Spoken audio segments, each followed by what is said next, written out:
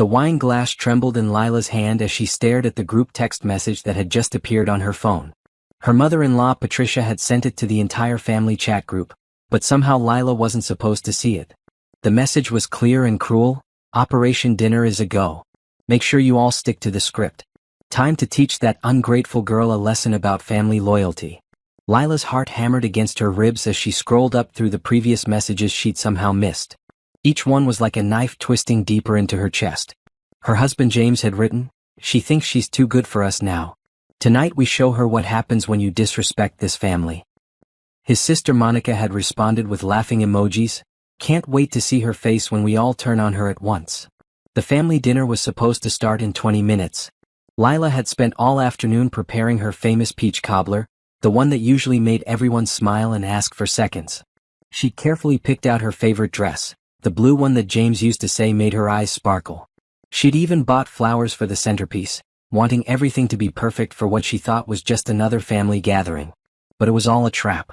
3 weeks ago, Patricia had asked Lila to pay for the family's vacation to Hawaii. The request had come during Sunday dinner, delivered with that sweet smile that never quite reached Patricia's eyes. "Lila, honey, you know how much this family means to you. And since you and James are doing so well financially, we thought you might want to treat everyone to a nice getaway. Nothing too fancy, just a week in Hawaii for the 8 of us." Lila had nearly choked on her mashed potatoes. $8,000. That's what Patricia was asking for, like it was pocket change.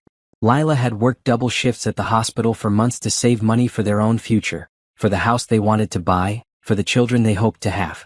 She'd sacrificed new clothes, nights out with friends, even small luxuries like getting her hair done professionally. "I'm sorry, but we can't afford that right now," Lila had said quietly, her voice barely above a whisper. "We're saving for our own goals, and $8,000 is a lot of money." The temperature in the room had dropped 20 degrees instantly. Patricia's face had gone stone cold, while James's father Robert had muttered something about priorities and family loyalty. James himself had just sat there, saying nothing, avoiding Lila's eyes as his family's disappointment filled the air like poison gas. Now, staring at her phone screen, Lila understood that her polite refusal had been seen as a declaration of war. The family had spent 3 weeks planning tonight's dinner, not as a celebration or gathering, but as a carefully orchestrated attack designed to humiliate her into submission. Her hands shook as she read more messages. Monica had written, "I'll start with the money comments. Then Mom can bring up how she's changed since the promotion." Robert had added, "I've got the speech ready about real family values. This will break her down quick." The worst part was James's response, "Just make sure you all hit hard. She needs to understand that this family comes first, always. If she can't learn that, maybe she doesn't belong here." Lila sank into the kitchen chair, her carefully prepared dish forgotten on the counter. The man she'd married 4 years ago, the man who'd promised to love and protect her, had just given his family permission to destroy her spirit.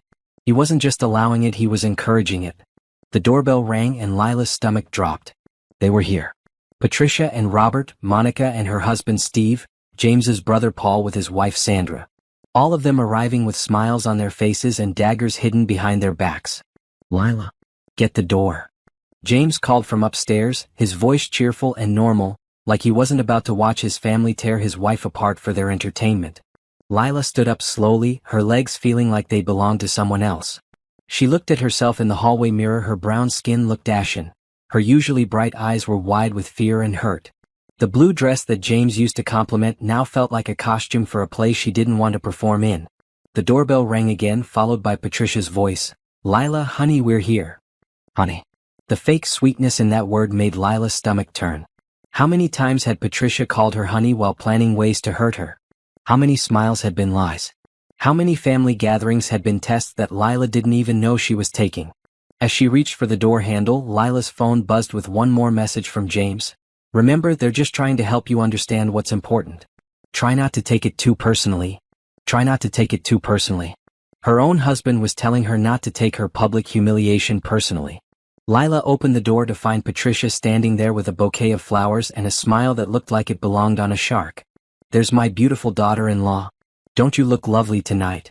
Behind Patricia, the rest of the family stood in formation like soldiers ready for battle.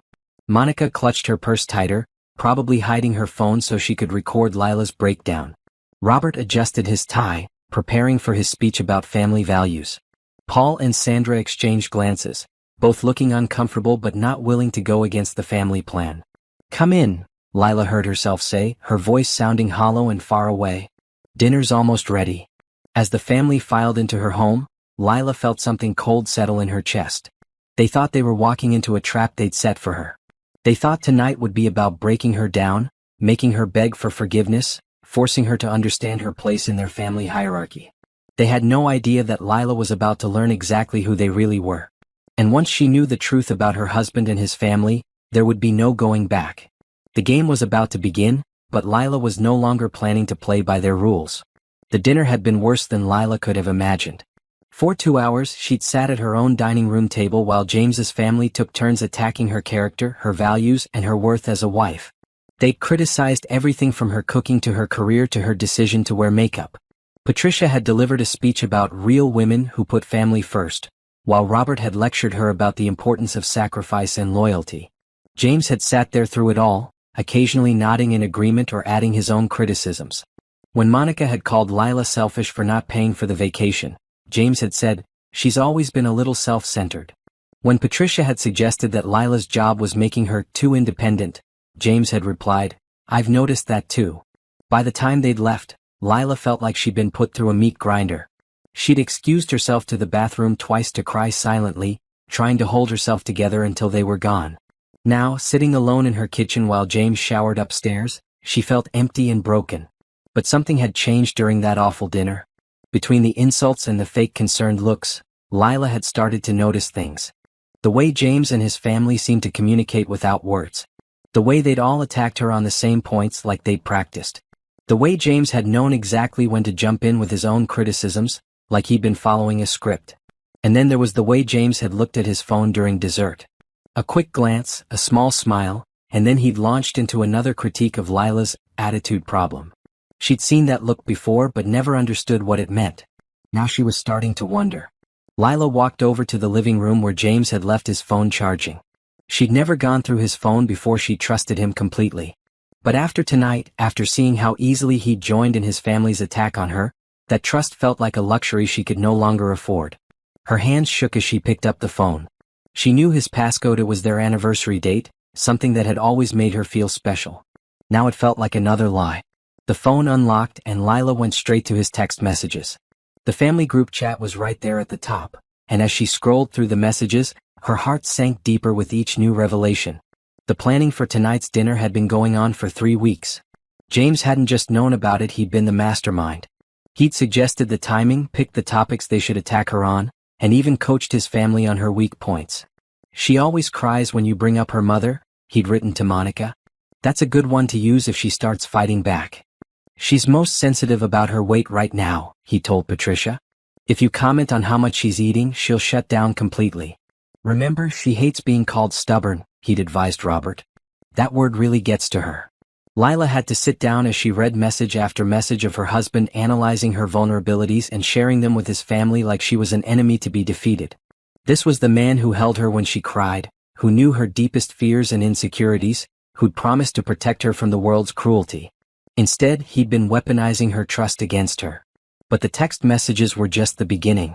As Lila scrolled through James's phone, she found something that made her blood run cold. There was another conversation thread, one that had been hidden from the main message list. It was between James and someone named R. And as Lila read through the messages, she realized she was looking at evidence of an affair. "Can't wait to see you tonight after this dinner disaster," James had written just an hour ago. "Lila's going to be so broken down she'll probably go to bed early. We'll have plenty of time together." The response from R had been immediate. "Poor thing. I almost feel bad for her. Almost. See you at 10. Lila's vision blurred as she scrolled up through weeks of messages between James and this mystery woman. The conversations were intimate, sexual, and filled with inside jokes about Lila's naivety.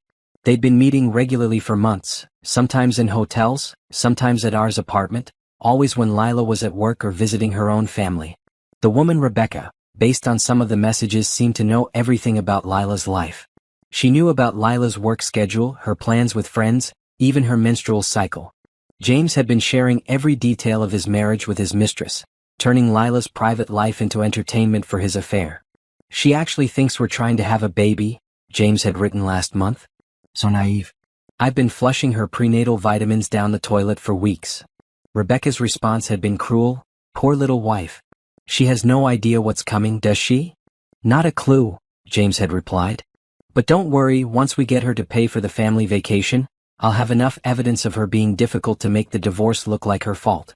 Then we can be together without any complications. Lila dropped the phone like it was on fire. The pieces were falling into place with horrible clarity. The family dinner, the vacation request, the coordinated attack on her character, it had all been part of a larger plan to destroy her emotionally and financially before James left her for Rebecca. They'd wanted her to break down tonight, to become the crying, desperate wife who would do anything to save her marriage. They'd planned to use her emotional breakdown as evidence that she was unstable, difficult, impossible to live with. And if she'd agreed to pay for the vacation, they would have drained her savings account before serving her with divorce papers. Lila sat in her living room, staring at the evidence of her husband's betrayal, and felt something she'd never experienced before. It wasn't just hurt or anger, it was a cold, calculating fury that seemed to sharpen her mind instead of clouding it. James thought he was smart. He thought he'd planned everything perfectly. He'd spent months manipulating her, setting her up, preparing to destroy her life while she trusted him completely. But James had made one crucial mistake. He'd underestimated her. Lila picked up the phone again and began taking screenshots of every message, every photo, every piece of evidence she could find. She was done being the naive wife who trusted blindly. She was done being the victim in James's cruel game. If James wanted to play dirty, she would show him exactly what dirty looked like. As she worked, copying evidence and thinking through her next moves, Lila felt a strange sense of calm settle over her. The woman who'd been crying in the bathroom during dinner was gone. In her place was someone harder, smarter, and infinitely more dangerous. James had taught her a valuable lesson tonight.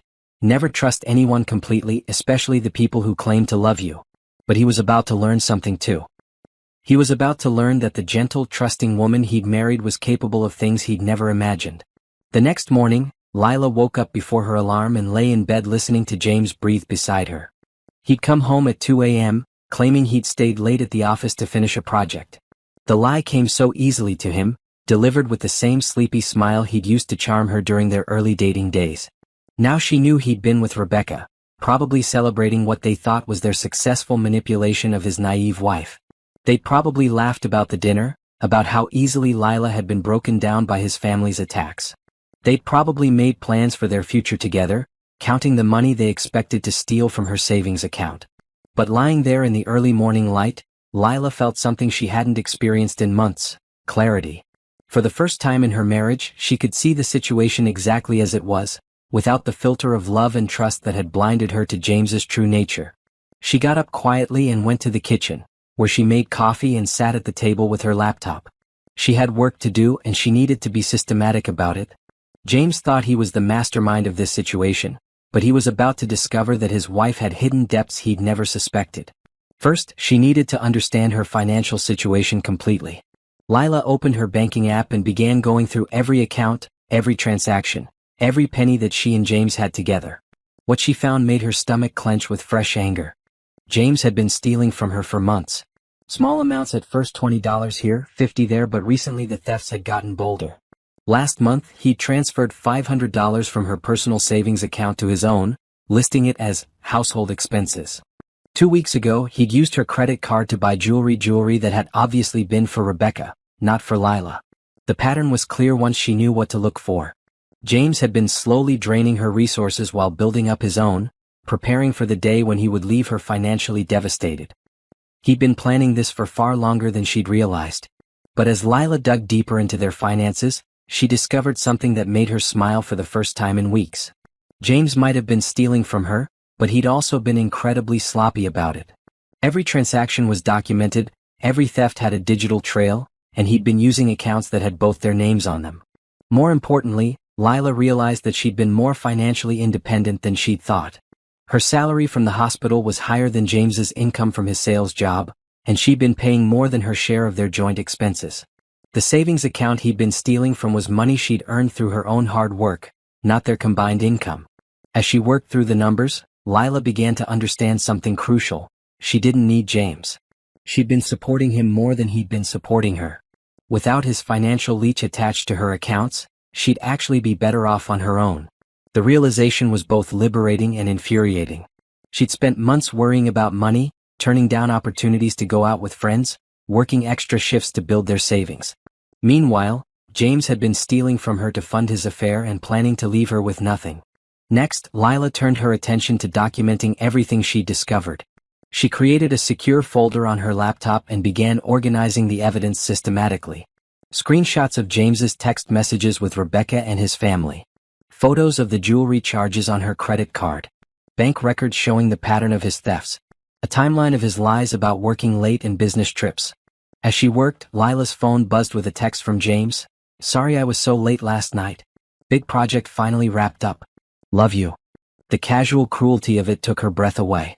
He'd spent the night with his mistress, probably making plans to destroy his wife's life, and now he was texting her love messages like nothing had happened. The emotional manipulation was so practiced, so smooth, that Lila wondered how long he'd been playing this game. She texted back, "No problem. I understand work comes first. See you tonight for dinner." Let him think she was still the naive wife who believed his lies. Let him think his plan was working perfectly. The longer he stayed confident and careless, the more evidence she could gather. Over the next week, Lila maintained her normal routine while secretly building her case. She went to work, came home, cooked dinner, and made small talk with James about their days. She asked about his projects, listened to his stories about difficult clients, and never once hinted that she knew about Rebecca or the family's plot against her. But behind the scenes she was moving like a woman possessed. She contacted a lawyer and scheduled a consultation for the following week. She opened a new bank account that James knew nothing about and began quietly transferring her money to safety. She researched private investigators and started gathering information about James's company, his boss, and the professional consequences of his behavior. Most importantly, she began reaching out to people she'd lost touch with during her marriage. Friends from college, former co-workers, family members she'd grown distant from because James had always found reasons why she shouldn't spend time with them. She started rebuilding the support network that James had systematically isolated her from. The more she learned about her situation, the angrier Lila became. James hadn't just been cheating on her, he'd been carefully dismantling her entire life. He discouraged her from maintaining close friendships, convinced her that his family's approval was more important than her own happiness, and gradually made her financially dependent on him even though she was the higher earner. The worst part was how subtle it had all been. James had never been obviously controlling or abusive. Instead, he'd been quietly undermining her confidence, isolating her from her support system, and making her believe that she was lucky to have him. He'd convinced her that she was difficult, that his family's constant criticism was justified, that she needed to work harder to earn their love and acceptance. But now Lila could see the truth clearly. James's family didn't dislike her because she was difficult, they disliked her because she was successful, independent, and strong. They'd been trying to break her down because they were threatened by her capabilities, not because she was failing as a wife. And James hadn't been trying to help her become a better person, he'd been trying to destroy her self-worth so she wouldn't fight back when he eventually left her for Rebecca. As the week progressed, Lila felt herself changing in ways that went beyond just gathering evidence. She stood straighter, spoke more confidently, and stopped apologizing for things that weren't her fault. She began wearing clothes that made her feel powerful instead of clothes that would avoid criticism from James's family. She started making plans for her future that didn't include James or his approval. By Friday evening, as she sat across from James at dinner listening to him lie about his day, Lila felt like a completely different person than the broken woman who'd cried in the bathroom during that awful family dinner. She was still hurt, still angry, but now those feelings were fuel for her determination instead of sources of weakness. James had no idea that his wife had transformed from victim to predator in the space of a week. He was still playing his manipulative games, still meeting with Rebecca, still planning Lila's destruction. But Lila was no longer playing defense. She was building an offense that would destroy everything James thought he'd built, and she was going to do it with the same cold calculation that he'd used against her. The naive wife was gone. In her place was a woman who'd learned to fight dirty from the best teacher possible. Her lying, cheating, manipulative husband. The law office was nothing like Lila had expected. Instead of the intimidating mahogany and leather atmosphere she'd imagined, Attorney Sarah Williams's office was bright and modern, with plants on the windowsill and family photos on the desk. Sarah herself was a woman in her 50s with kind eyes and a firm handshake, the kind of person who radiated competence and warmth in equal measure. "Tell me everything," Sarah said after Lila had settled into the comfortable chair across from her desk. And don't leave anything out, no matter how small it might seem. For the next hour, Lila laid out the entire story. The family dinner, the text messages, the evidence of James's affair with Rebecca, the financial theft, the systematic isolation from her friends and family. Sarah listened without interrupting, occasionally making notes on her legal pad, her expression growing more serious with each new revelation. "This is good work," Sarah said finally, reviewing the evidence Lila had compiled. "Very thorough.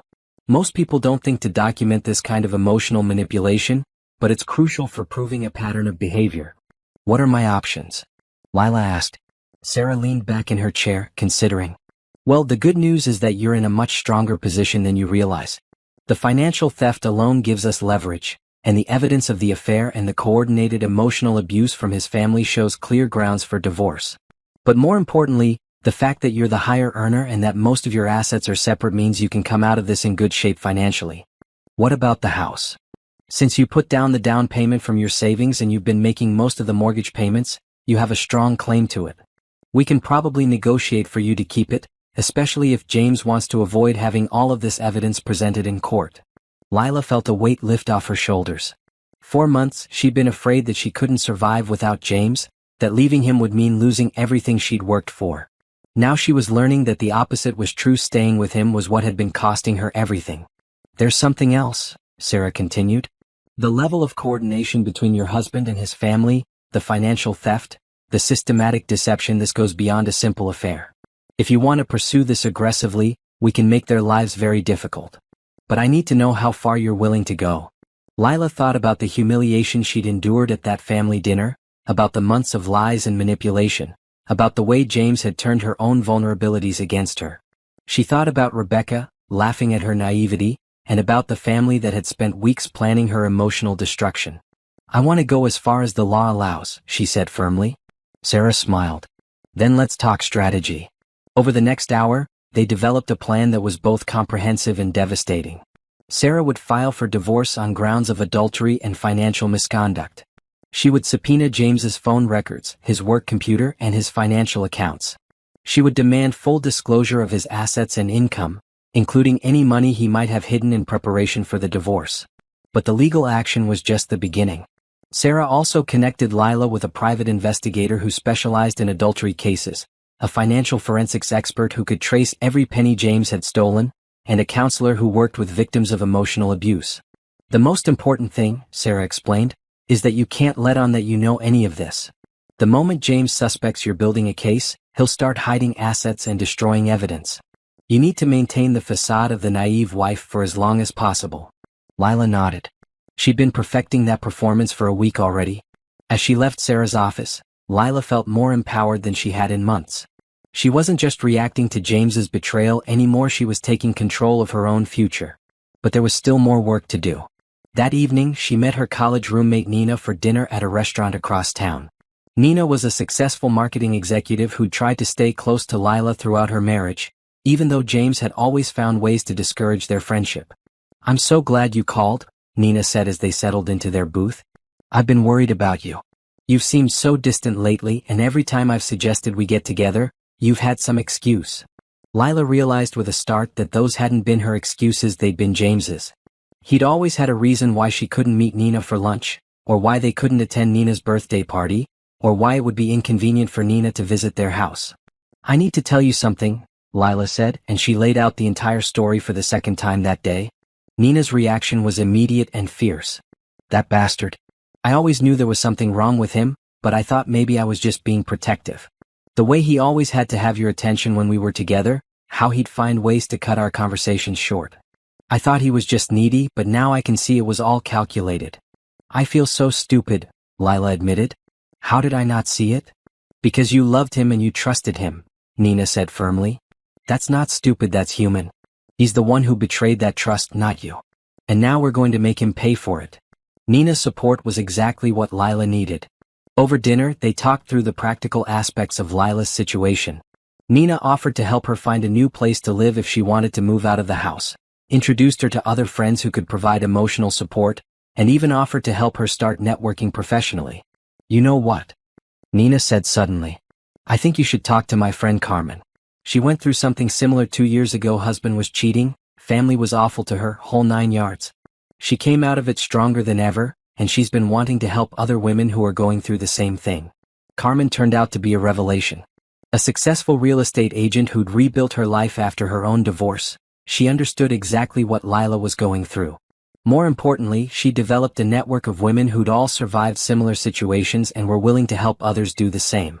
It's like a secret society, Carmen explained when they met for coffee the next weekend. Women who've been through the worst and come out the other side. We help each other with everything: legal advice, financial planning, emotional support, even practical things like moving apartments or finding new jobs. Through Carmen, Lila met Dr. Rachel Torres, a psychologist who specialized in helping women recover from emotional abuse. She met financial advisor Michelle Chin, who helped women protect their assets during divorce proceedings. She met real estate agent Lisa Park, who helped women find new homes where they could start fresh. Each woman had a story similar to Lila's in some ways, but they'd all found their way to the other side of the pain. They were successful, confident, and genuinely happy in ways that Lila had forgotten were possible. The thing about men like your husband, Dr. Torres explained during their first session, is that they're very good at making you feel like you're the problem. They gaslight you, isolate you, and gradually erode your self-confidence until you believe you're lucky to have them. But once you can see the pattern clearly, you realize that you were never the problem, you were the target. For the first time in months, Lila felt like she wasn't alone. She'd spent so long believing that James's family was right, that she was difficult and ungrateful and needed to work harder to earn their love. Now she was surrounded by women who understood exactly what she'd been through and could help her see the truth. She wasn't broken or difficult or ungrateful. She was a successful, intelligent, caring woman who'd been systematically manipulated by people who were threatened by her strength. And now she had an army of allies who were ready to help her fight back. As Lila drove home that night, she felt a confidence she hadn't experienced in years. James thought he'd isolated her, made her dependent on him and his family's approval. He thought she was weak and naive and would crumble under pressure. He was about to learn how wrong he'd been. 3 weeks after her first meeting with Sarah Williams, Lila sat in her car outside James's office building, watching him leave for what he thought was a routine lunch break. She knew from checking his phone that he was actually meeting Rebecca at their usual hotel, and she also knew that the private investigator Sarah had recommended was already in position to photograph their encounter. But Lila wasn't there to spy on James. She was there for an entirely different reason. She waited until James's car had disappeared around the corner, then walked into the building and took the elevator to the 15th floor. The law firm of Peterson, Burke and Associates occupied the entire floor, and Lila had spent the morning researching everything she could about James's employer.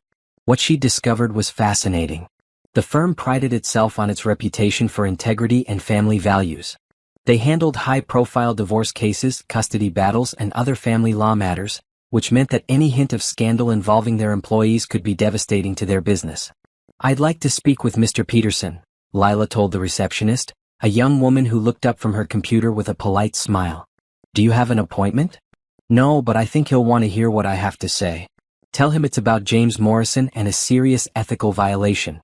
The receptionist's expression shifted slightly, and she picked up her phone. 5 minutes later, Lila was sitting in the office of Thomas Peterson, the senior partner of the firm and James's ultimate boss. Peterson was a man in his 60s with silver hair and the kind of gravitas that came from decades of courtroom experience.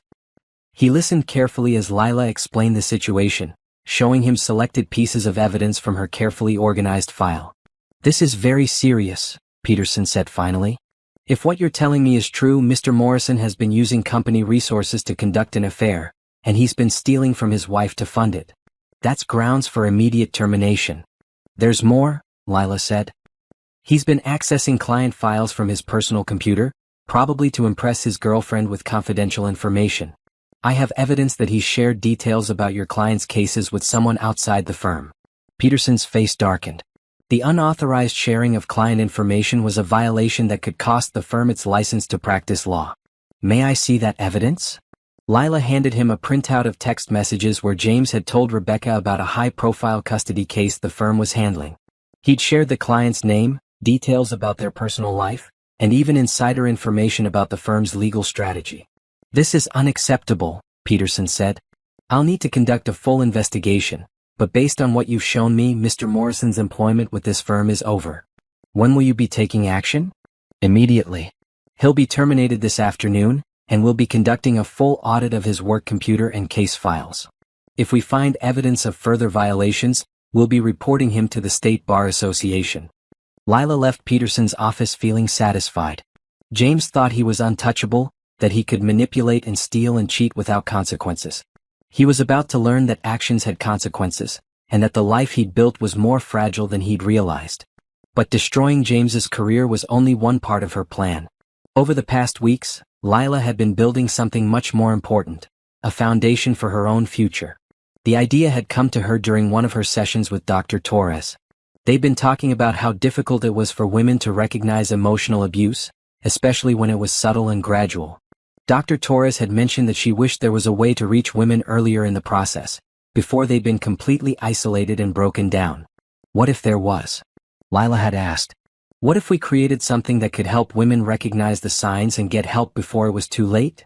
That conversation had planted a seed that had been growing in Lila's mind for weeks. She'd started researching domestic violence resources, support networks for women, and the gaps in existing services. What she'd found was both heartbreaking and inspiring. There were millions of women like her, educated, successful, strong women who'd been systematically manipulated by partners who were threatened by their independence. These women often didn't recognize what was happening to them because the abuse was emotional rather than physical, subtle rather than obvious. More importantly, these women often had resources and skills that could help other women in similar situations. They just needed a way to connect with each other and share their knowledge. That's when Lila had decided to start her own consulting business. The concept was simple but powerful, a network of women who'd survived emotional abuse and manipulation, offering support and practical advice to other women who were going through similar situations. They would provide everything from legal referrals to financial planning to emotional support, all delivered by women who'd been through the process themselves. Lila had spent the past 2 weeks developing her business plan, researching the legal requirements for starting a consulting firm, and reaching out to potential partners. Nina had introduced her to a web developer who could create a professional website. Carmen had connected her with a lawyer who specialized in helping women start their own businesses. Michelle had helped her set up the financial structure she'd need to operate legally. The response had been overwhelming. Every woman Lila had talked to about the idea had wanted to be involved, either as a consultant or as a client. Dr. Torres had offered to serve as a clinical advisor. Sarah Williams had agreed to provide legal consultation. Even women she'd never met had reached out after hearing about the project through their network. It's like we've all been waiting for something like this, Carmen had said during their latest planning meeting. A way to turn our worst experiences into something that could help other women.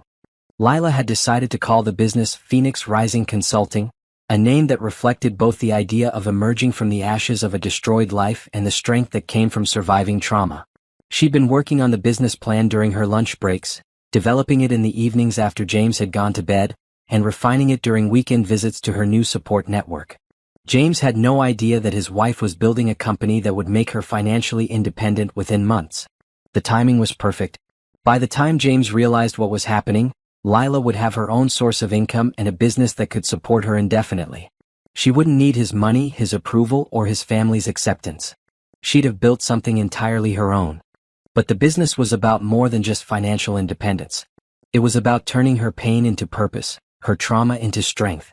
Every woman who'd been manipulated and isolated the way Lila had been would have access to support and resources that could help her escape before it was too late. That afternoon, Lila met with her first potential client, a woman named Tracy who'd been referred by Dr. Torres. Tracy was a teacher whose husband had been gradually isolating her from her friends and family, criticizing her career choices, and making her feel like she was failing as a wife. "I keep thinking maybe he's right," Tracy said as they sat in the coffee shop where Lila had started meeting with clients. "Maybe I am too focused on my job. Maybe I should be more supportive of his needs." Lila recognized the words because she'd said them herself just months ago. "Can I ask you something? Before you met your husband, did you feel like you were too focused on your job?" Tracy thought for a moment. "No, I loved my job. I was good at it and I felt proud of what I was accomplishing." "What changed?" He started pointing out all the ways my job was causing problems. How I was too tired when I got home, how I talked about work too much, how I wasn't available enough for him. "And did you feel like those were real problems, or did you feel like you were being criticized for things that had never been problems before?" Tracy's eyes filled with tears. "I felt like I was being criticized for who I was." "That's because you were," Lila said gently. And that's not love, that's manipulation. Over the next hour, Lila helped Tracy see the pattern of behavior that was so familiar it made Lila's chest ache. The gradual erosion of self-confidence, the isolation from supportive relationships, the constant criticism disguised as help. But unlike Lila's own experience, Tracy was catching it early. She hadn't been completely isolated yet. She still had her job, her savings, and some connections to friends and family. With the right support, she could address the situation before it destroyed her completely. What should I do? Tracy asked. Lila pulled out a folder she'd prepared with resources, referrals, and a step-by-step plan for women in Tracy's situation. First, you document everything. Then you start rebuilding your support network. Then you decide whether this relationship can be saved or whether you need to leave. Can you help me with all of that? That's exactly why I'm here, Lila said. As Tracy left the coffee shop with her folder of resources and a plan for their next meeting, Lila felt a satisfaction that went beyond anything she'd experienced in her marriage. She was helping someone, using her own painful experience to make another woman's life better. This was what she'd been meant to do. Not to be James's perfect wife, not to earn his family's approval, not to sacrifice her own dreams for someone else's comfort. She'd been meant to help other women find their own strength. By the time she got home that evening, Lila had scheduled 3 more client meetings for the following week. Her business was growing faster than she dared to hope, and she was already making enough money to support herself independently. James was waiting for her in the kitchen, and she could immediately tell something was wrong. His face was pale, his hands were shaking, and he kept running his fingers through his hair, a nervous habit she'd noticed but never understood. "We need to talk," he said. Lila hung up her coat and turned to face him with calm curiosity. "What's wrong?" "I lost my job today." "What happened?" James struggled to find words. "There was some kind of investigation. My boss said there were ethical violations, but I don't understand what they're talking about. It came out of nowhere." Lila maintained her expression of concerned confusion. "Ethical violations?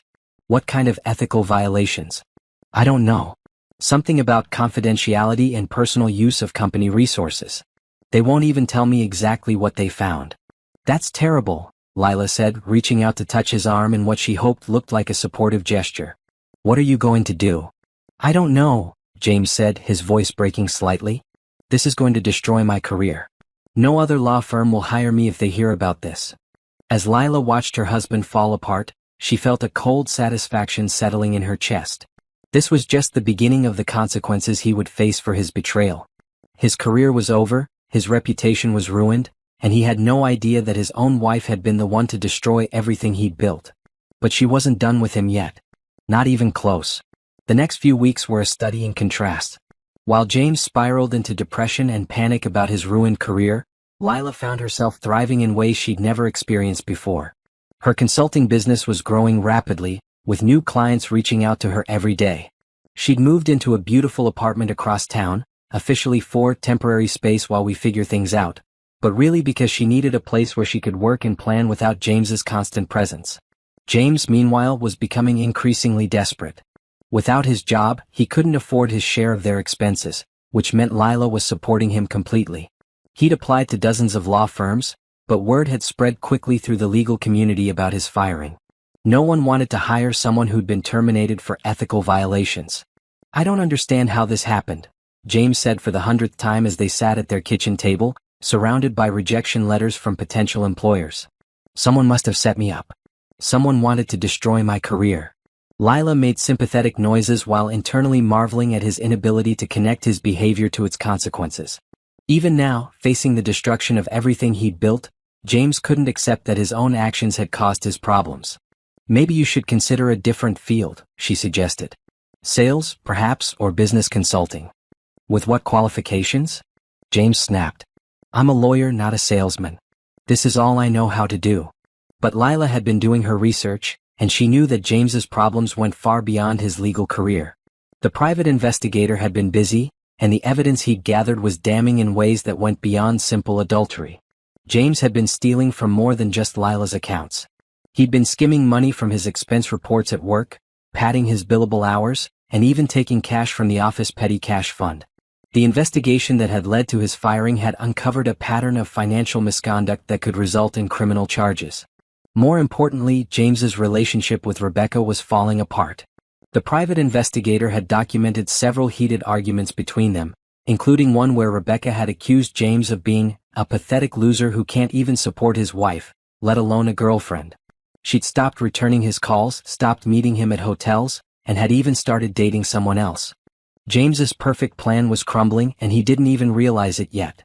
But Lila's plan was just getting started. "I've been thinking," she said carefully, "about what your family said at that dinner a few weeks ago. About how I should be more supportive of family needs." James looked up from his rejection letters with sudden interest. "What do you mean?" "Well, you're going through a difficult time right now, and maybe this is when I should step up and show that I really am committed to this family. Maybe I should reconsider helping with that vacation your parents wanted." James's face lit up with the first genuine smile she'd seen from him in weeks. "Really? You'd do that?" "I think it might be good for all of us," Lila said. "A chance to reset, to show your family that I'm not the selfish person they think I am." That's wonderful," James said, reaching across the table to grab her hand. "I knew you'd come around. I knew you'd realize what's really important." "There's just one thing," Lila continued. "I want to plan the whole trip myself. I want to make sure it's perfect, that everyone has an amazing time. Can you give me everyone's contact information so I can coordinate directly with them?" James practically glowed with excitement. "Of course. That's so thoughtful of you.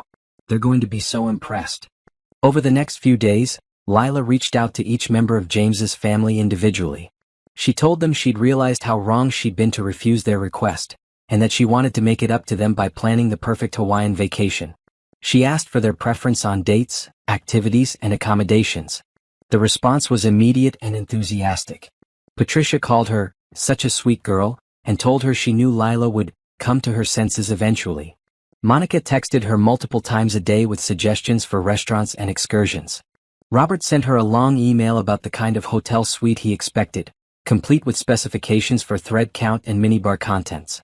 But what James's family didn't know was that Lila had no intention of paying for their vacation. Instead, she was documenting every greedy, demanding request they made, every entitled expectation they expressed, every cruel comment they made about her previous selfishness. "I want the presidential suite," Patricia had written in one email. "After all, this is supposed to be an apology vacation, so it should be extra special. Make sure the restaurant reservations are at the most expensive places," Monica had added. "We deserve the best after how badly we were treated." Each demand was carefully screenshotted and added to Lila's growing file of evidence. She was building a case that would show exactly what kind of people James's family really were, and how they'd been trying to manipulate and exploit her. But the family's greed was just the beginning. Lila had much bigger plans. 2 weeks before the scheduled vacation, Lila called a family meeting. She invited everyone to her and James's house for dinner, telling them she had exciting news about the trip and wanted to share all the details in person. They arrived dressed in their finest clothes, clearly expecting to be celebrating their victory over the woman they'd spent months trying to break down. Patricia brought flowers, Monica brought wine, and Robert wore his expensive suit, the one he usually reserved for court appearances. "I'm so excited to hear about the plans," Patricia said as they settled around the dining room table. "I've been telling everyone at the country club about our Hawaiian vacation. They're so jealous." "It's going to be amazing," Lila said, serving the dinner she'd spent all day preparing. "I've planned every detail to make sure you all have the time of your lives." For the next hour, she laid out an elaborate itinerary filled with luxury accommodations, expensive restaurants, and exclusive activities. She showed them photos of the resort, described the spa treatments she'd arranged, and detailed the private excursions she'd planned for each family member. "This must be costing a fortune," Robert said, his eyes gleaming with satisfaction. "I hope you understand what a generous gesture this is." "Oh, I understand perfectly," Lila said with a smile. "I understand exactly what this gesture means." As the evening progressed, James's family became increasingly excited about the vacation. They talked about the clothes they'd buy, the photos they'd take, the stories they'd have to tell when they returned. They made jokes about how Lila had finally learned her place in the family, how she'd realized that their happiness was more important than her own financial security. "I have to admit," Monica said, raising her wine glass, "I didn't think you had it in you. I thought you were too selfish to make this kind of sacrifice for family." "I'm full of surprises," Lila replied. As the evening wound down, James's family thanked her profusely for her generosity and her newfound understanding of family loyalty. They hugged her, told her they were proud of her growth, and promised that this gesture would mark a new beginning in their relationship. But what they didn't know was that Lila had recorded the entire dinner. Every greedy comment, every entitled demand, every cruel joke about her previous selfishness had been captured on her phone. She documented their true nature in their own words, and she now had evidence that would destroy their reputation in their social circle. After everyone left, James pulled Lila into his arms and kissed her more passionately than he had in months. "I'm so proud of you," he said. "I knew you'd come around eventually. I knew you'd realize that family comes first." "Family does come first," Lila agreed. "That's exactly why I'm doing this." As James held her, probably already planning to celebrate with Rebecca once Lila went to bed, she felt a cold satisfaction settling in her chest. He thought she was the same naive woman who'd been broken down by his family's attack months ago. He thought his manipulation had finally worked, that she'd been beaten into submission. He had no idea that the woman in his arms was planning to destroy everything he'd built, using the same cruel tactics he'd used against her. The storm was gathering, and James was about to learn what it felt like to be on the receiving end of a perfectly planned betrayal. The morning of the planned family vacation, Lila woke up early and made coffee in her apartment kitchen. She'd spent the night there, telling James she needed to finish some last-minute preparations for the trip. In reality, she'd been putting the finishing touches on her plan.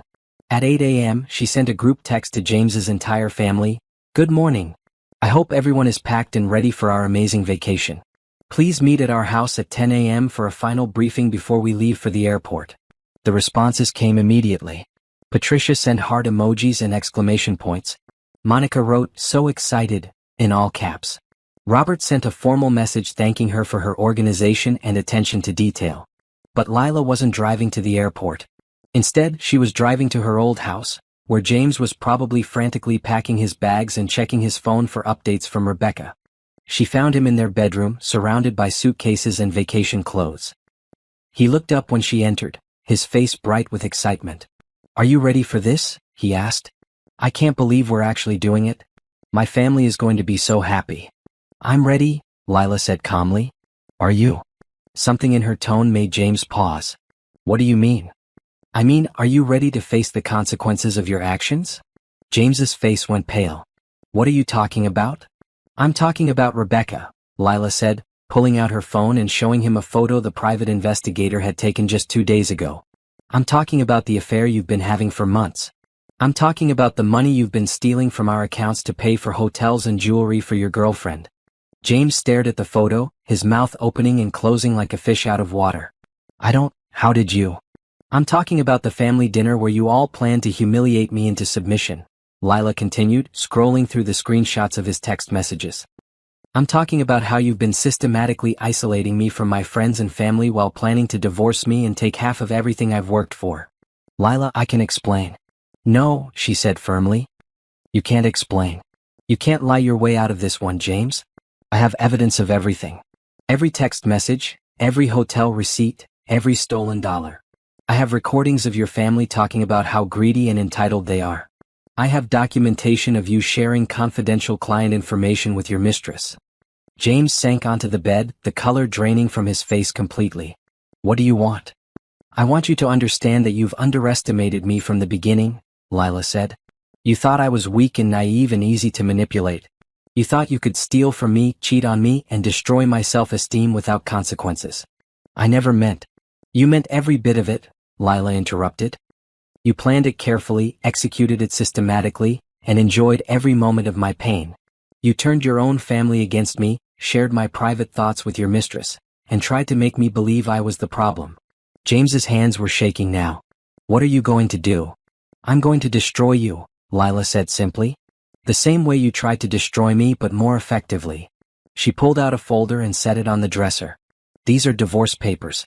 I'm filing on grounds of adultery and financial misconduct. I'm demanding full disclosure of all your assets, including any money you've hidden. I'm keeping the house, the car, and everything else that I paid for."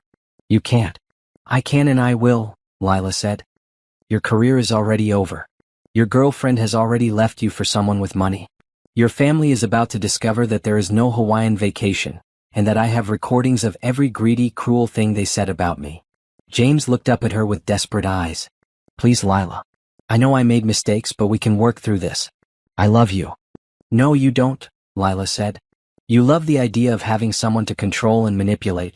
You love having someone to steal from and someone to blame for your problems. But you don't love me and you never did. That's not true. It is true, Lila said. If you loved me, you wouldn't have spent months planning to humiliate me. If you loved me, you wouldn't have stolen money from my accounts to buy gifts for another woman. If you loved me, you wouldn't have turned your family against me and shared my private thoughts with your mistress. James was crying now, but Lila felt no sympathy for him. She'd spent too many nights crying herself to sleep while he was with Rebecca, too many days questioning her own worth while he was planning her destruction. I've already spoken to your parents' country club, she continued. They're very interested in the recordings I have of your family's true opinions about generosity and family loyalty. I've also spoken to Rebecca's employer. Apparently, knowingly dating a married man violates their company's moral conduct policy. You're destroying innocent people. I'm destroying people who tried to destroy me, Lila corrected. Your family spent months planning to break me down emotionally. Rebecca spent months laughing at my naivety and helping you plan my financial ruin. None of you are innocent. James stood up suddenly, his desperation turning to anger. You can't do this to me. I'm your husband. You were my husband, Lila said. Now you're just a man who betrayed someone who loved him, and who's about to face the consequences of that betrayal. The doorbell rang and Lila smiled. That would be your family arriving for the vacation briefing. Should I tell them about Hawaii, or would you prefer to explain why there are no plane tickets? James's face went white. You didn't actually book anything? Of course not, Lila said. I'm not giving your family a penny of my money. But I did enjoy listening to them plan how they were going to spend it. The doorbell rang again, followed by Patricia's voice calling out cheerfully, Lila. James. We're here. You have two choices, Lila said. You can go downstairs and explain to your family that there is no vacation, that you've been fired from your job, and that your wife is divorcing you for adultery. Or you can let me explain it to them. James looked at her with something approaching fear. What happened to you? You used to be so sweet, so caring. I grew up, Lila said. I learned that being sweet and caring doesn't protect you from people who want to hurt you. I learned that sometimes you have to fight back. The doorbell rang a third time, and now there were voices outside. The entire family had arrived and was waiting on the porch. Time to choose, Lila said. James looked at the divorce papers, then at the phone showing evidence of his affair, then at the door where his family was waiting for news about a vacation that would never happen. I'll talk to them, he said finally. Good choice, Lila said. And James? When you're explaining how you destroyed our marriage and ruined your career, remember that this is what happens when you underestimate someone. You thought I was weak, but I was just waiting for the right moment to show you exactly how strong I really am. As James walked downstairs to face his family, Lila felt a satisfaction that went deeper than revenge. She'd taken back control of her life, protected her assets, and ensured that the people who tried to destroy her would face consequences for their actions. But more importantly, she discovered who she really was underneath all the manipulation and abuse. She was strong, she was smart, and she was capable of fighting for herself. The naive wife who'd cried in the bathroom during that awful family dinner was gone forever. In her place was a woman who'd learned to value herself, who'd built her own support network, and who would never again allow anyone to make her feel small. As the sound of James's family's shocked voices drifted up from the living room, Lila picked up her keys and headed for the door. She had a business to run, a life to build, and a future to create. And for the first time in years, that future belonged entirely to her. The fallout from the confrontation was swift and devastating. Within hours of James's tearful confession to his family, Lila's phone was buzzing with angry messages from Patricia, Monica, and Robert. They blamed her for destroying the family, accused her of being vindictive and cruel, and demanded that she reconsider this madness. But Lila was done caring about their opinions. She'd spent months trying to earn their approval, accepting their criticism, and allowing them to make her feel inadequate. Now she could see their messages for what they really were, the desperate attempts of people who'd been caught in their own cruelty. Let me get this straight, she said to Patricia during a phone call that evening. You spent weeks planning to humiliate me at a family dinner. You called me selfish and ungrateful for not wanting to pay for your expensive vacation. You encouraged your son to manipulate and gaslight me. And now you're upset because there are consequences for your behavior. That's not what happened, Patricia sputtered. We were just trying to help you understand. I understand perfectly, Lila interrupted. You were trying to break me down so I'd be easier to control. You wanted me to feel worthless so I'd be grateful for whatever scraps of approval you decided to give me. But it didn't work. James made mistakes, but you're destroying him over nothing. Adultery and theft aren't nothing, Lila said. And the systematic emotional abuse your family put me through isn't nothing either. You all participated in a plan to destroy my self-worth, and now you're upset that I'm not going to just sit quietly and take it. She hung up without waiting for Patricia's response. She was done explaining herself to people who refused to understand that their actions had consequences. But the family's anger was the least of James's problems. Within days of their confrontation, word had spread through their social circle about the divorce and the reasons behind it. The private investigators' photos of James and Rebecca had somehow found their way to several of their mutual friends.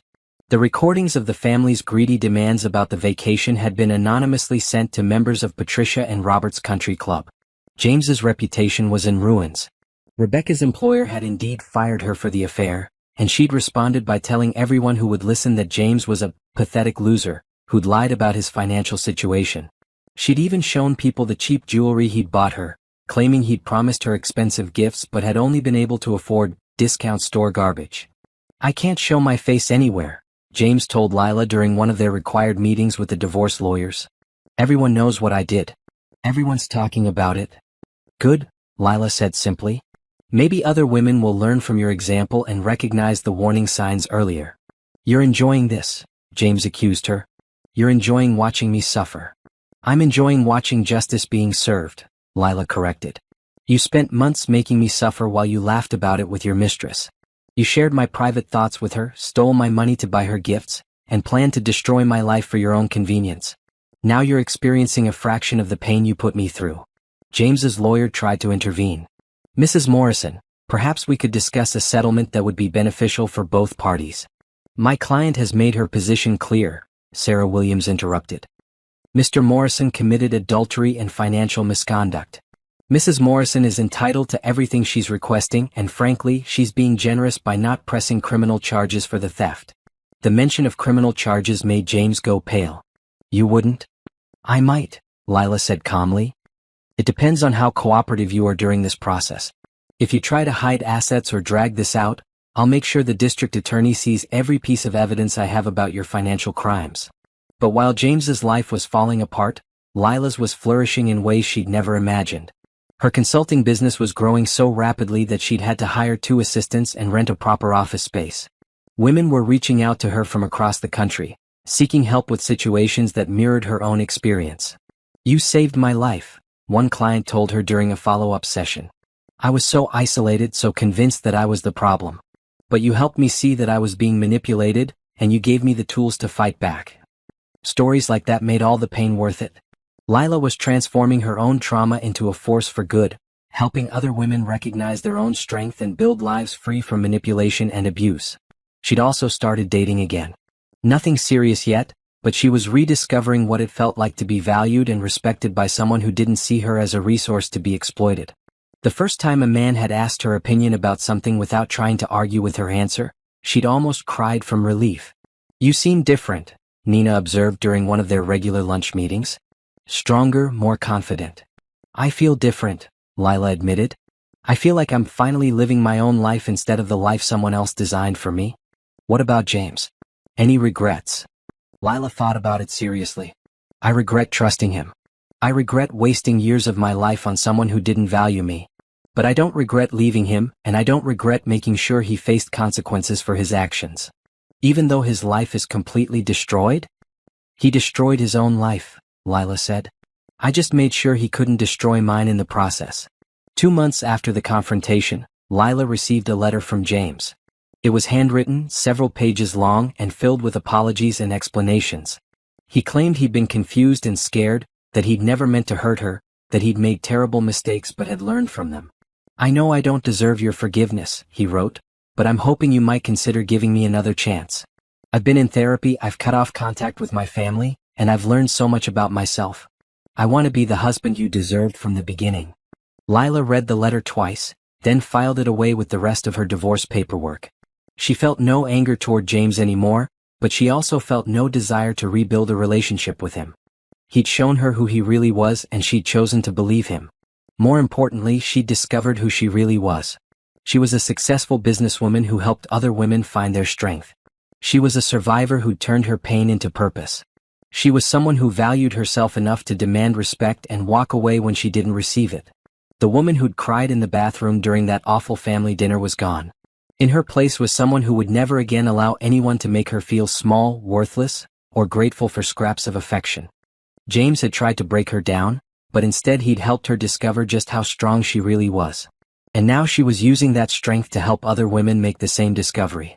In the end, his betrayal had been the best thing that ever happened to her. It had forced her to stop accepting less than she deserved and start building a life that truly belonged to her. 6 months after the divorce was finalized, Lila was sitting in her new office, reviewing client files and planning her next business expansion, when her assistant knocked on the door. "There's a Patricia Morrison here to see you," she said.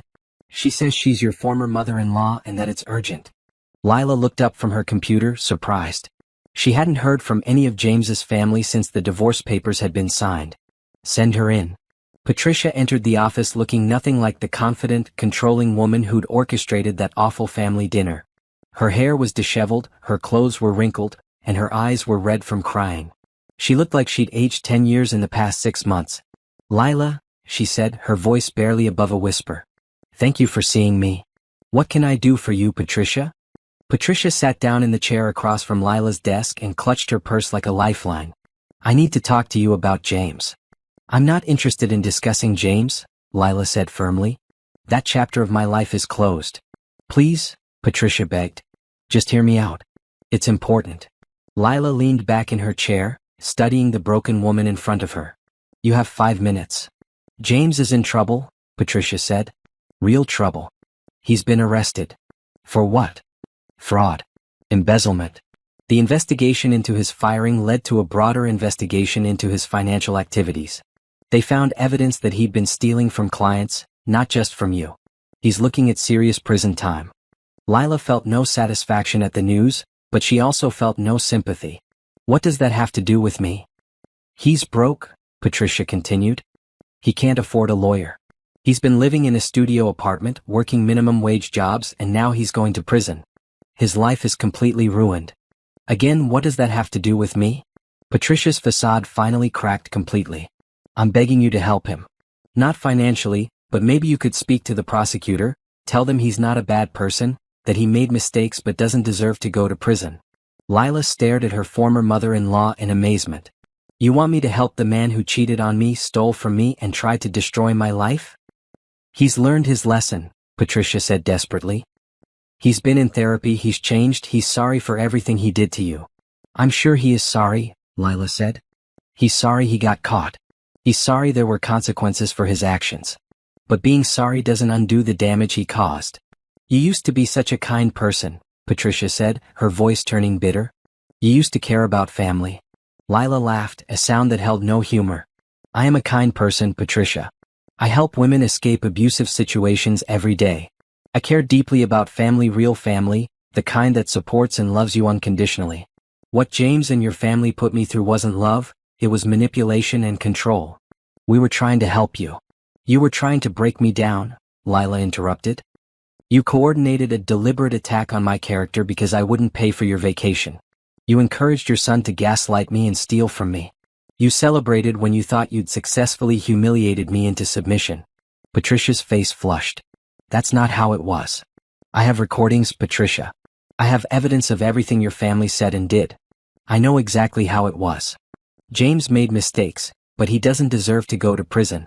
"James didn't make mistakes," Lila said firmly. "He made calculated decisions to hurt me for his own benefit.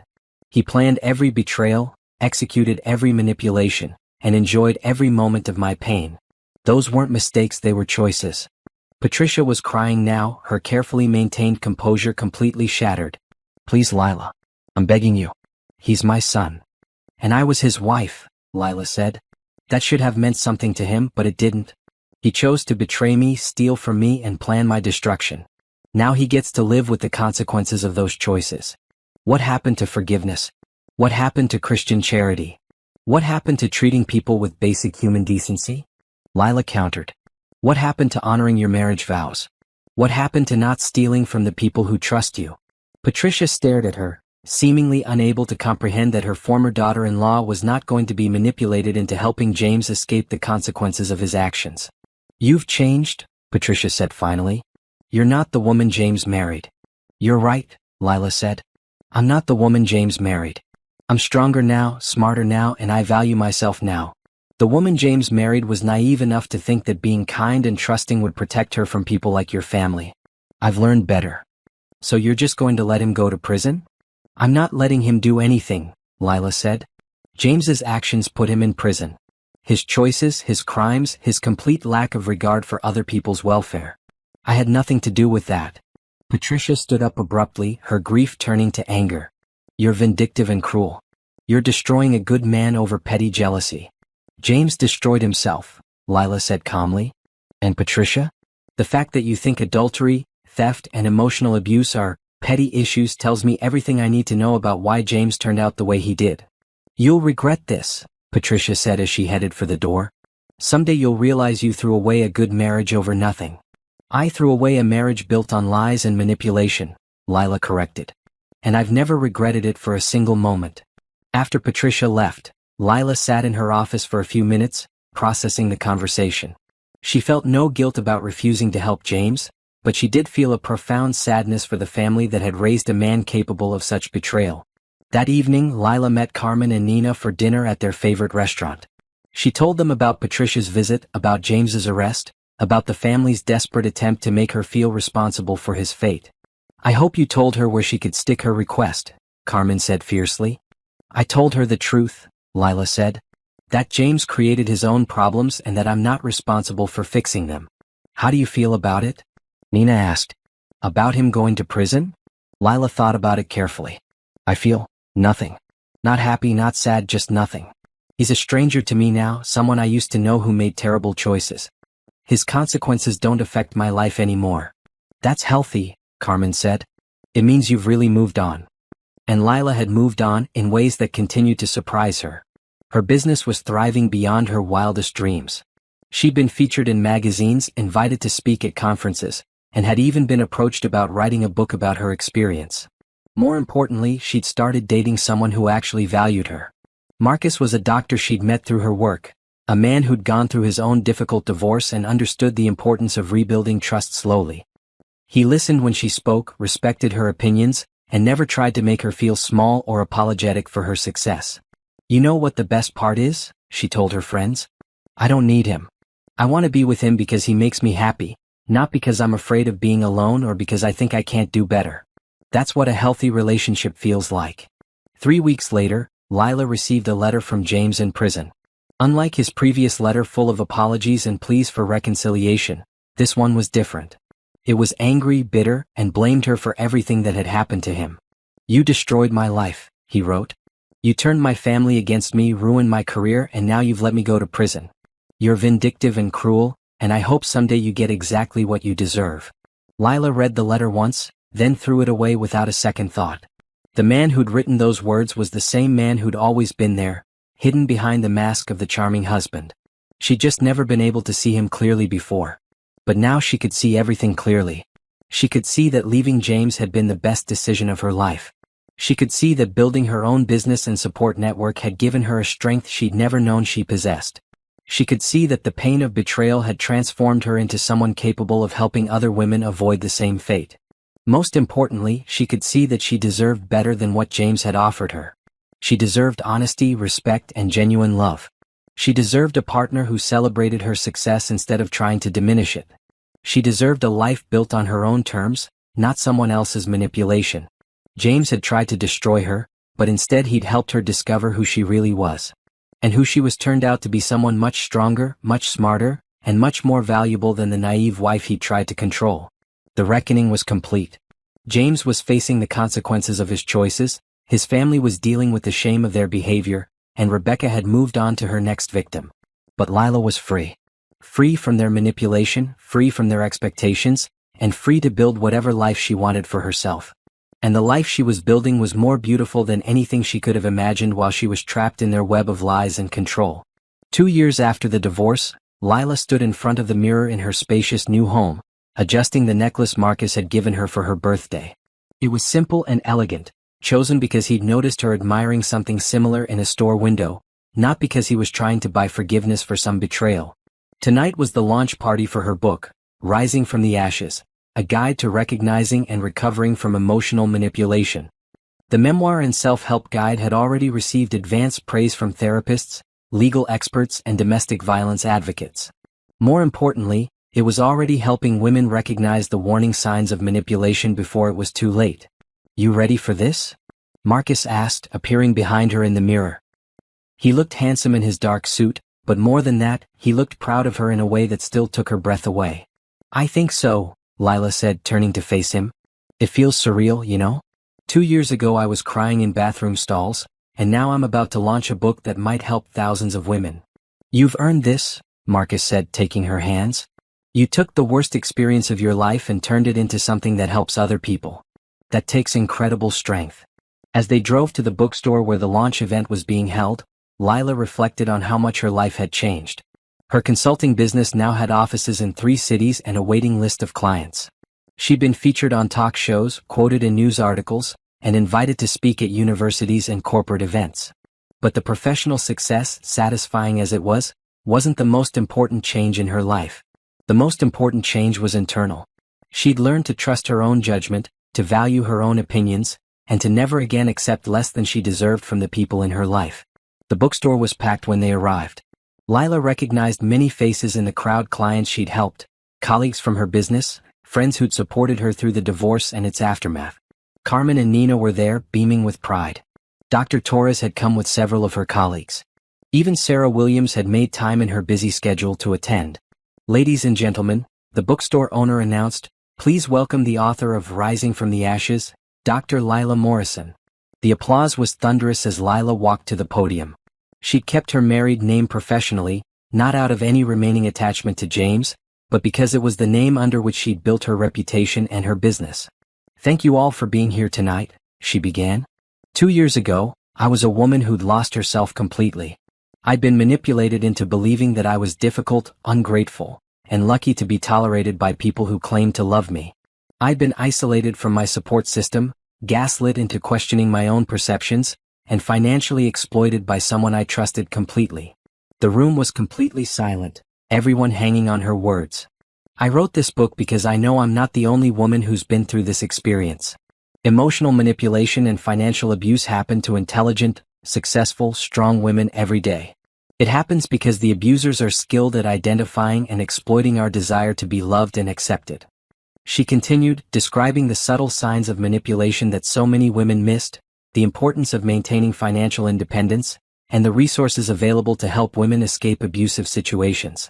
"The most important thing I want you to understand," she concluded, "is that you are worthy of genuine love and respect. You don't have to earn someone's affection by diminishing yourself. You don't have to accept cruelty disguised as help. You have the right to be valued for who you are, not criticized for who you're not." The applause was even louder this time, and Lila saw tears in many eyes throughout the audience.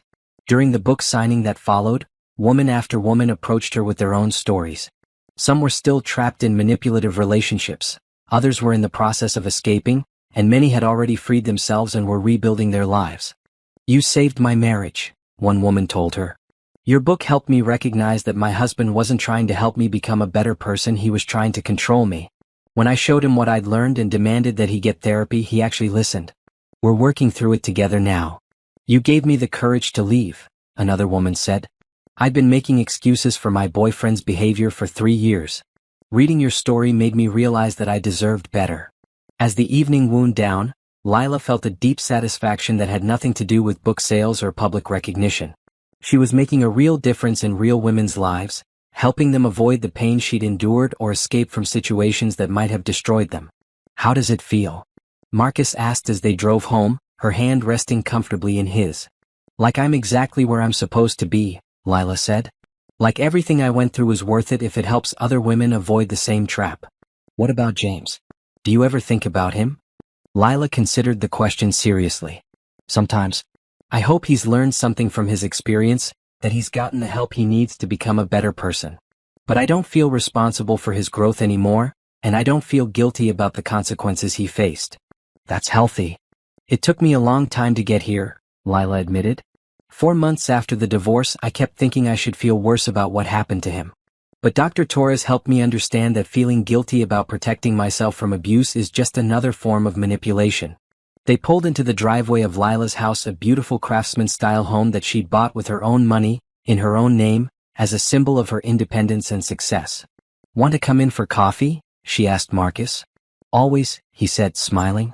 As they sat on her couch, surrounded by the life she'd built entirely on her own terms, Lila felt a peace she'd never experienced during her marriage. This was what love was supposed to feel like: comfortable, supportive, and free from the need to constantly prove yourself worthy. "I have something to tell you," Marcus said, and for just a moment, Lila felt a flicker of the old anxiety. But his expression was excited, not secretive. "What is it?" "I've been offered a position at Johns Hopkins," he said. "It's a huge opportunity, but it would mean moving to Baltimore." Lila felt her heart skip a beat. "That's amazing. It's exactly the kind of research position you've been hoping for." "I haven't accepted it yet," Marcus said quickly. "I wanted to talk to you first. I know your business is here, your life is here. I don't want to ask you to give up everything you've built." Lila looked at him, this man who'd never once asked her to make herself smaller to accommodate his needs, who celebrated her success instead of feeling threatened by it, who wanted to include her in his major life decisions instead of making them unilaterally. "What if I didn't have to give up anything?" she said slowly. "What if I could expand my business to the East Coast? I've been thinking about opening a Baltimore office anyway. There's a real need for these services there." Marcus's face lit up. "Really? You'd consider it?" "I'd more than consider it," Lila said. "I'd love to. But only if it's what we both want, not because either of us is sacrificing for the other." "It's what I want," Marcus said firmly. "Building a life together as equals, both of us pursuing our dreams and supporting each other along the way." As they made plans for their future together, Lila marveled at how different this felt from her marriage to James. Instead of being asked to diminish herself, she was being encouraged to grow. Instead of having her dreams dismissed, they were being incorporated into their shared vision. Instead of feeling like she had to earn love through sacrifice, she felt valued for exactly who she was. Later that night, as Marcus slept beside her, Lila lay awake thinking about the journey that had brought her to this moment. The pain of James's betrayal had been devastating, but it had also been transformative. It had forced her to discover her own strength, to build her own support system, and to create a life that reflected her true values. She thought about the woman she'd been 2 years ago, desperate for approval, willing to accept cruelty as love, convinced that she was lucky to be tolerated by people who were supposed to cherish her. That woman felt like a stranger now. The woman she'd become was confident, successful, and surrounded by people who genuinely cared about her welfare. She turned her trauma into triumph, her pain into purpose, and her betrayal into a force for good in the world. Most importantly, she'd learned to love and value herself. She no longer needed someone else's approval to feel worthy. She no longer accepted less than she deserved out of fear of being alone. She discovered that being alone was infinitely better than being with someone who didn't truly value her. As sleep finally came, Lila smiled to herself. Tomorrow she would continue helping women find their own strength. She would continue building her business and expanding her reach. She would continue growing in her relationship with Marcus, building something based on mutual respect and genuine love. The naive wife who'd been broken down by a family dinner was gone forever. In her place was a woman who'd risen from the ashes of her old life to build something beautiful, meaningful, and entirely her own.